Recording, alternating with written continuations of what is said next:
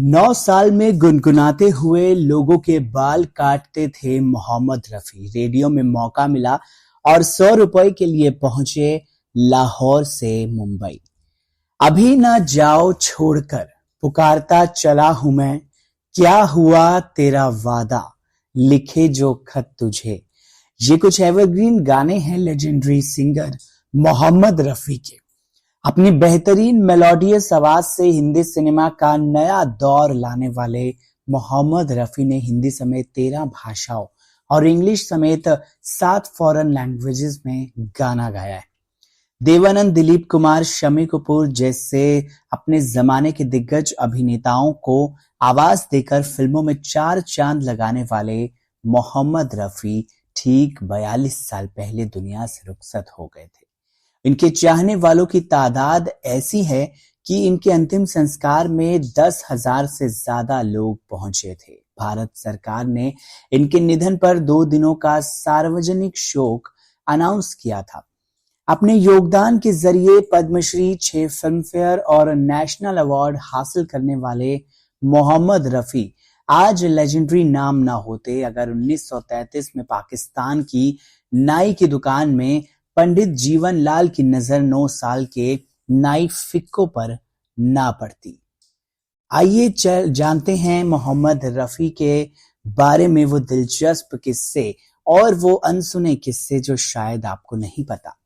मोहम्मद रफी का जन्म 24 दिसंबर 1924 को कोटला सुल्तान सिंह अमृतसर में हुआ था। 6 भाई बहनों के परिवार में रफी दूसरे सबसे बड़े भाई थे। इनके घर में सब प्यार से इन्हें फिक्को बुलाया करते थे। रफी एक रूढ़िवादी परिवार का हिस्सा थे जहां नाच गाने पर पाबंदी थी, लेकिन रफी थोड़े अलग थे। गांव की गलियों में गाना गाते हुए एक फकीर को देखकर रफी ऐसे प्रभावित हुए कि रोजाना उसे सुनने का इंतजार वो किया करते थे। उस फकीर की नकल उतारते हुए रफी साहब खुद भी रियाज किया करते थे। 9 साल की उम्र में रफी का परिवार लाहौर में रहने पहुंच गया। रफी को कभी पढ़ाई में दिलचस्पी नहीं थी, तो उनके पिता ने उन्हें बड़े भाई के साथ खानदानी नाई की दुकान में लगा दिया। 9 साल के रफी नूर मोहल्ला के भाटी गेट की दुकान के नाई बन चुके थे। साल 1933 की बात है जब पंडित जीवन लाल बाल कटवाने पहुंचे। रफी यहाँ काम करते हुए अमृतसर स्टाइल में वारिस शाह का हीर गाना गुनगुना रहे थे। इस आवाज में एक जादू था जिसने जीवन लाल को काफी प्रभावित किया। जीवन लाल ने रफी को ऑडिशन के लिए बुला लिया और जिसे उन्होंने आसानी से पार कर लिया। जीवन लाल ने ही उन्हें पंजाबी संगीत की ट्रेनिंग दी और ये गायकी में माहिर होते चले गए। साल 1937 में रफी ने महज 13 साल की उम्र में ऑल इंडिया एग्जीबिशन लाहौर में पहली पब्लिक परफॉर्मेंस दी। ये मौका उन्हें संयोग से मिला था। दरअसल स्टेज पर बिजली ना होने पर उस जमाने के पॉपुलर सिंगर कुंदन लाल सहगल ने स्टेज पर गाने से इनकार कर दिया था। ऐसे में आयोजकों ने रफी साहब को परफॉर्म करने के लिए कह दिया। गाना सुनने बैठे दर्शकों में एएल सहगल भी थे जिन्होंने कहा था ये लड़का एक दिन बड़ा गायक बनेगा। डायरेक्टर श्याम सुंदर की मदद से रफी फिल्मों में आए। पहला गाना रहा गल बलोच फिल्म का परदेसी सोनियो ओ हीरियो। लगातार गाने गाते हुए रफी पाकिस्तान में खूब नाम कमा रहे थे। एक्टर और प्रोड्यूसर नसीर ने मोहम्मद रफी को 100 रुपए और एक टिकट भेजकर बॉम्बे बुला लिया। यहां उन्होंने पहले आप यानी कि 1944 की फिल्म का गाना हिंदुस्तान के हम हैं रिकॉर्ड किया। नौशाद ने इस रिकॉर्डिंग का किस्सा सुनाते हुए बताया, देशभक्ति गाने में साउंड इफेक्ट देने के लिए सभी सिंगर्स और कोरस गाने वालों को मिलिट्री वालों के जूते पहनाए गए थे। जूतों की आवाज से ही साउंड क्रिएट कर रिकॉर्ड किया गया था। जब रिकॉर्डिंग पूरी हुई तो मोहम्मद रफी के पैरों से खून बह रहा था, लेकिन उनके चेहरे में एक चमक थी। ये चमक दी अपना पहला हिंदी गाना रिकॉर्ड करने का। अनमोल गुड़िया, शहीद, दीदार, कोहिनूर जैसी फिल्मों में बेहतरीन गाने गाते हुए रफी साहब स्टार बन गए। बैजू बावरा में प्लेबैक सिंगिंग करने के बाद रफी ने पीछे कभी मुड़कर नहीं देखा। नौशाद, शंकर जयकिशन, एसड बर्मन, ओपी नैयर, मदन मोहन जैसे संगीत निर्देशकों की पहली पसंद बन चुके रफी साहब राजेंद्र कुमार, दिलीप कुमार, धर्मेंद्र, शम्मी कपूर और राजेश खन्ना की आवाज बन गए।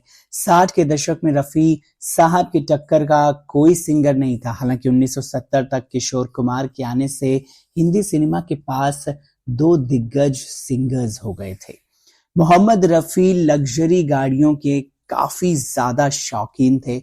उन्होंने अमेरिकी इंपोर्टेड कार इम्पाला खरीदी थी। राइट हैंड ड्राइव वाली ये कार भारत के गिने चुने लोगों के पास ही थी। रफी साहब का ड्राइवर पुराना था जो राइट हैंड ड्राइविंग समझ नहीं पा रहा था। जब नया ड्राइवर ढूंढा तो पुराने वफादार ड्राइवर सुल्तान का घर कैसे चलेगा, इस चिंता में रफी साहब ने उसे टैक्सी खरीद कर दी। ये टैक्सी उस जमाने में करीब 70,000 की थी। रफी साहब की उस समय की दरिया दिली का नतीजा ये निकला कि सुल्तान के पास आज 12 टैक्सी हैं। जब मोहम्मद रफी हज से लौटे तो कुछ मौलवियों ने उन्हें ना गाने की सलाह दी। मोहम्मद रफी ने भी बात मानकर गाना छोड़ दिया, लेकिन कुछ समय के बाद जब फैंस उदास होने लगे तो उन्होंने गायकी को इबादत बनाते हुए दोबारा गाना शुरू कर दिया।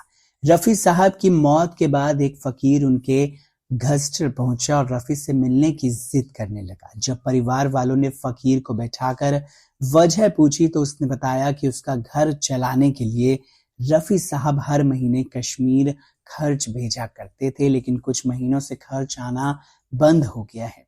रफी साहब के सेक्रेटरी ने इस बात की पुष्टि करते हुए बताया कि रफी साहब बिना किसी को बताए कई लोगों का घर चलाया करते थे। बायोग्राफी नौशाद नामा में रफी साहब के जज्बे का एक किस्सा लिखा गया है। बैजू बावरा फिल्म के गाने और दुनिया के रखवालों में रफी को हाई स्कूल में रिकॉर्डिंग करनी थी। इसके लिए रफी साहब ने कई दिनों तक लगातार घंटों तक रियाज किया था। जब गाने की फाइनल रिकॉर्डिंग हुई तो रफी साहब के गले से खून रिस रहा था। इस गाने के बाद कई महीनों तक रफी साहब ने कोई भी गाना नहीं गाया। बताया जाता है कि एक कैदी ने फांसी की सजा के दौरान ये गाना सुनने की आखिरी इच्छा भी जाहिर की थी। जेलर ने जेल में ही रिकॉर्डर पर ये गाना बजाया और उस कैदी को फांसी दी गई।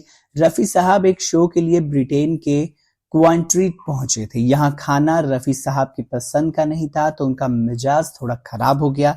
वहीं मिलने पहुंचे बेटे और बहू से रफी साहब ने पूछा कि यहाँ से लंदन कितना दूर है। जवाब मिला सिर्फ 3 घंटे। रफी साहब ने तुरंत बेटी यास्मीन को कॉल किया और कहा कि क्या तुम घंटे भर में दाल चावल और चटनी पका सकती हो। बात बनी तो रफी साहब तुरंत गाड़ी लंदन रवाना हो गई। भारतीय खाना खाया और दोबारा शाम 7 बजे ब्रिटेन लौट आए। लोगों के उनके अचानक होने का कारण जाना तो हर कोई हैरान रह गया। 31 जुलाई 1980 को रात करीब 10:25 पर रफी साहब ने हार्ट अटैक से दम तोड़ दिया। अगली सुबह इन्हें जुहू के कब्रिस्तान में दफनाया गया। इनके अंतिम दर्शन में करीब 10,000 लोग शामिल हुए थे। भारत सरकार ने रफी के निधन पर 2 दिनों का सार्वजनिक शोक भी अनाउंस किया था।